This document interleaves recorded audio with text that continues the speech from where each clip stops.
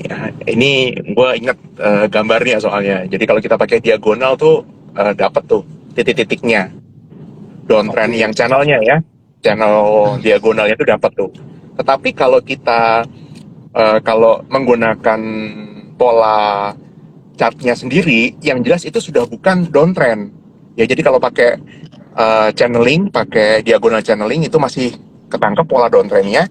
Tapi kalau menggunakan Dow teori, itu kalau gua nggak salah bro, ya correct me if I'm wrong ya, bisa lo cek lagi itu sudah ada higher high meskipun belum ada higher lows-nya. Coba.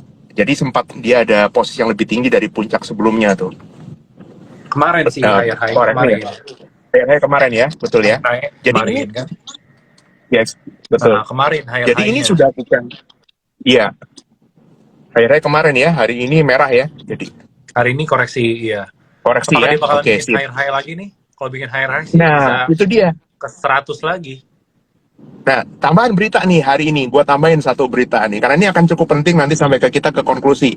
Jadi, em, ada berita, silahkan cek ya di artikel Bloomberg ataupun yang lain, itu memang Arab Saudi tuh pinginnya oil tuh di 100 bro. Cuan. Dia cuan. Iya, supaya cuan, tapi artinya dia nggak mau tuh di bawah.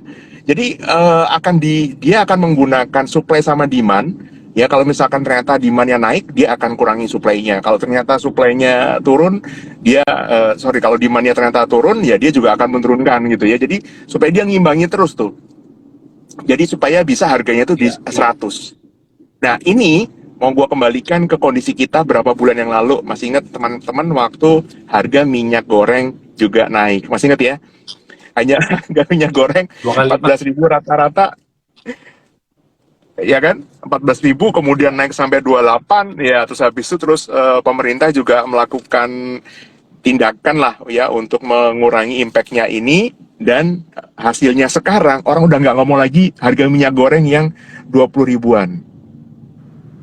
Artinya apa tuh kalau seperti itu? Artinya pemerintah boleh bilang ya sekarang antara berhasil menanggulangi itu, atau ternyata minyak goreng kemarin itu, ya kita harus ngomong jujur juga, apakah kemarin memang ada yang nimbun? Nah itu juga harus menjadi pertanyaan.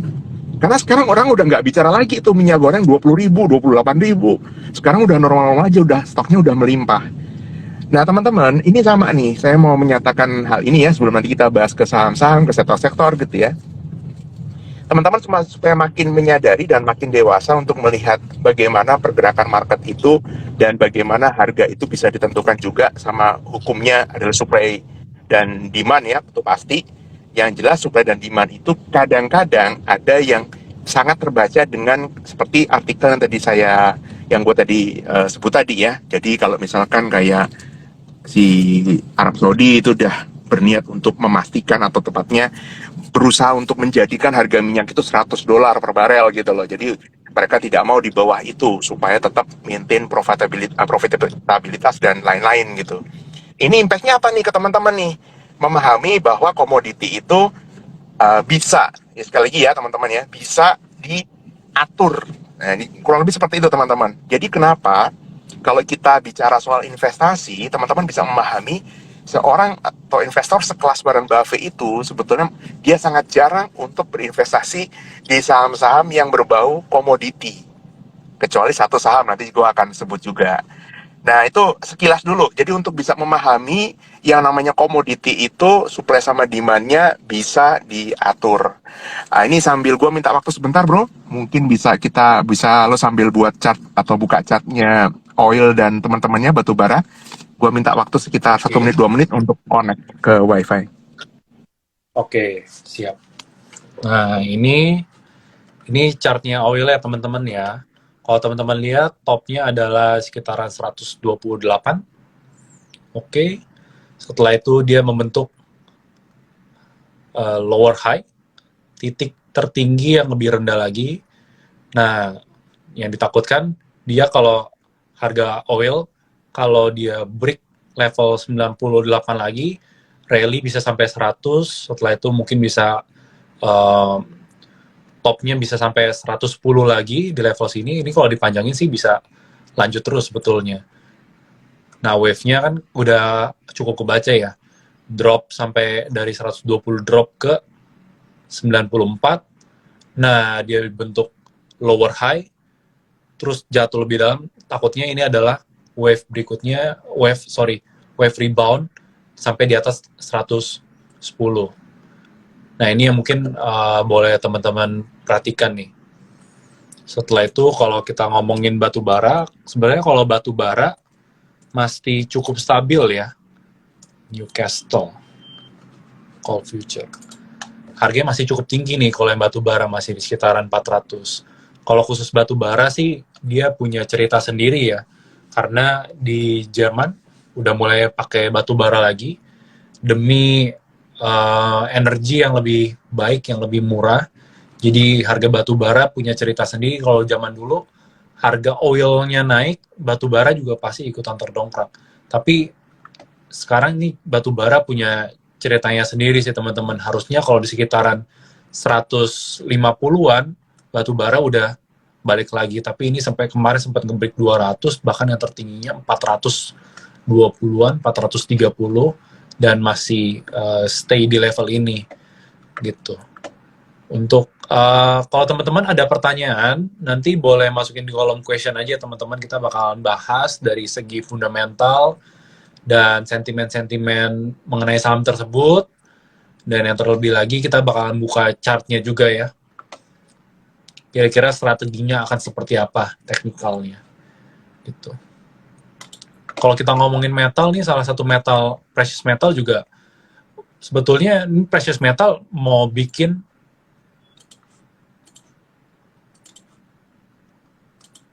ini, kalau dibikin channeling, rasanya precious metal ada mau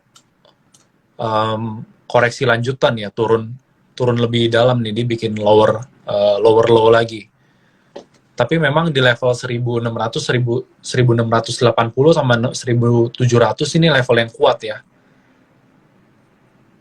untuk emas gitu teman-teman. Tapi di sini kalau teman-teman lihat di jangka panjangnya, emas angka ini udah bentuk double top. Kalau dia bisa nge-break 1700, dan rasanya sih enggak ya, karena dolarnya kan lagi cukup stabil ya, udah stabil di level sekian, mungkin bakalan ke-maintain di 1700 sampai ya mungkin 1800 bakalan sideways di level segitu ya. Oke, jelas teman-teman? Yes, betul sekali. Yang tadi yang nikel ya.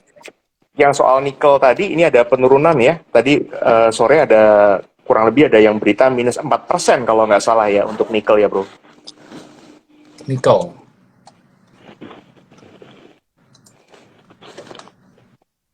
Ya di sini sih sebenarnya kalau lihat charting dari nikel, harganya seperti ini ya.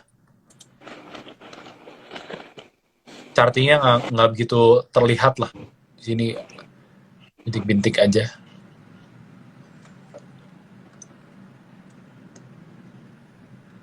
Oke, lanjut Pak Berlian. Yes, oke.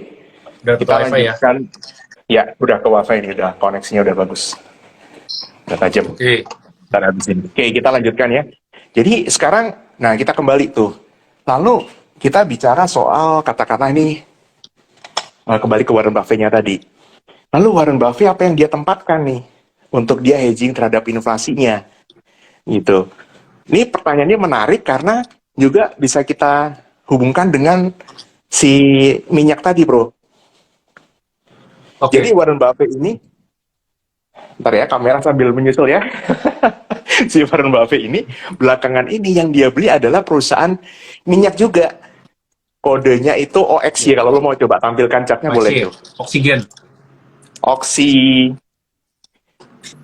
Bukan oksigen ya? Occidental. Occidental. Petroleum. Ya, betul ya? Iya. Jarang-jarang coba cek di perusahaan-perusahaan kayak komoditi seperti ini ya Pak ya? Betul. Tadi di awal sempat kita bahas kalau Warren Buffett itu anti sebetulnya untuk saham-saham komoditi karena dia tahu harga komoditi itu bisa dimanipulasi. Gitu. Jadi tapi kemarin ini belakangan yang dia beli adalah itu tadi tuh. Cakep ya chartnya ya.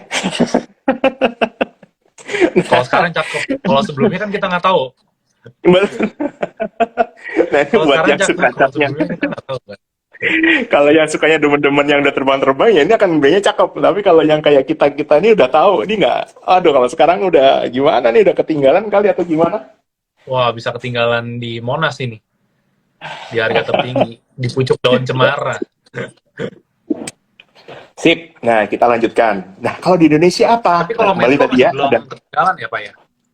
Yes, nah itu dia. Sekarang kita bahas saham per saham ya. Di Indonesia itu pasti jadi cukup menarik kan.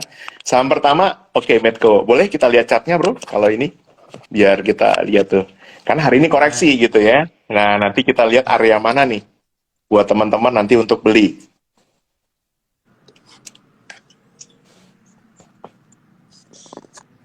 oke. Ini Medco.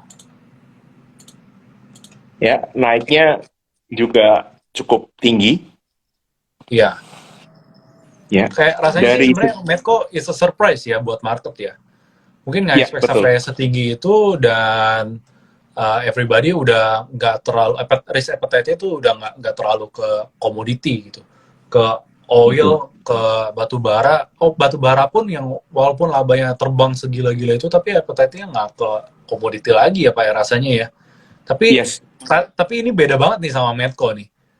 Maybe there's something atau is a market surprise aja yang bikin Medco udah ngelambung tinggi. Memang sih Medco masih belum kemana-mana sih ya dari tahun sebelumnya ya. Masih sideways di situ aja. Beda sama kayak Batubara, Adaro, PTBA, Indi gitu ya. betul, betul. Memang ada tambahan laba yang dari aman yang memang cukup kata dari tim riset pun ya. Untuk mereka juga ini memungkinkan untuk boleh dicatat ya teman-teman. Harganya sebetulnya masih bisa dinaikkan lagi nih target harganya. Dari tim riset kami sekitar 970 atau 950 kurang lebih di situ. Jadi tidak sampai 1000.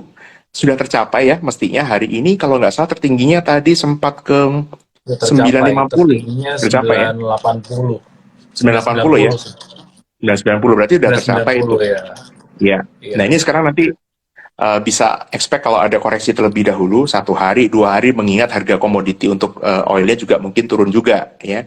Tetapi Iya. secara umum, nah kalau memang kita lihat juga kenapa Warren Buffett juga berani masuk ke saham yang related sama oil, bisa saja ini juga memang secara umum harga oil juga tidak akan turun terlalu dalam sebetulnya. Ini kombinasi yang untuk kita semua juga sama-sama, saya pribadi pun juga harus mau tidak mau harus mengikuti hal tersebut sebagai seorang trader ya, bukan sebagai seorang yang kita lihatnya wah ini kayaknya udah ketinggian ataupun kita udah melihatnya ini fundamental mungkin kurang begitu. Sebagai trader kita harus mengikuti market. Market mengatakan, misalkan market mengatakan bahwa harga oil masih akan naik kembali dan bahkan tembus di atas 100. Kalau kita lihat tadi ada pola di oilnya tadi yang udah di Bro William juga tampilkan ya untuk oilnya sendiri bro.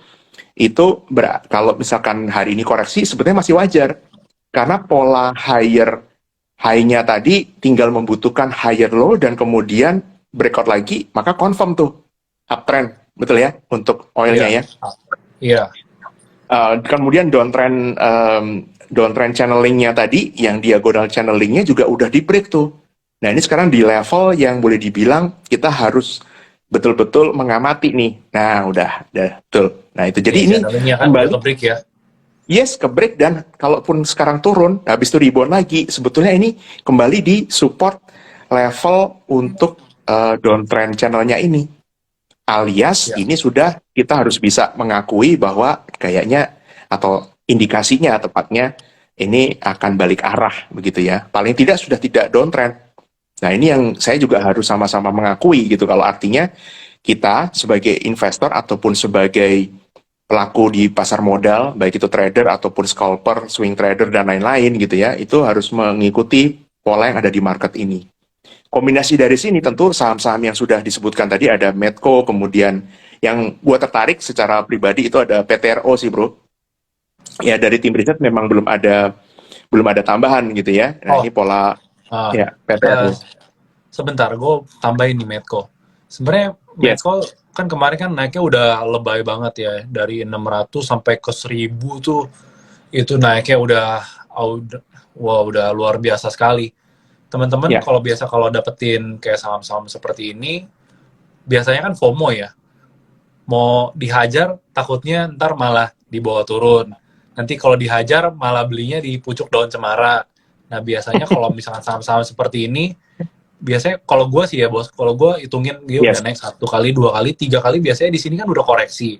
Tapi Ya. dihajar lagi nih, biasanya orang FOMO.